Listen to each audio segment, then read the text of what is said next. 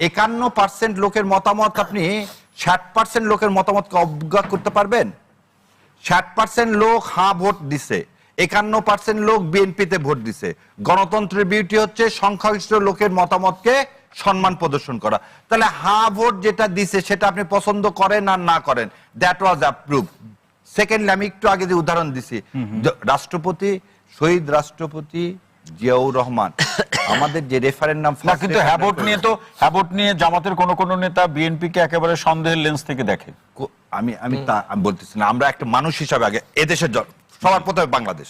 আমার কথা এখানে আমি কিন্তু একটা জিনিস বলি যে জামাত বিএনপিটা, যেমন আমি একটা জিনিস বলি যে প্রথম ভাই একটু আগে একটু কথা হচ্ছে তখন বলি 5টার দিকে আমি প্রথম বলছিলাম আমির জামাতকে যে এই ভোট নিয়ে একটা পক্ষ চাবে যে ভোট নিয়ে ভোটের যে ইঞ্জিনিয়ারিং হয়েছে এই বিষয়ে কোনো সন্দেহ নাই, কিন্তু কথা হলো এই সব নিয়ে চাবে আমরা রাস্তায় নামি, এটা করলে দেশ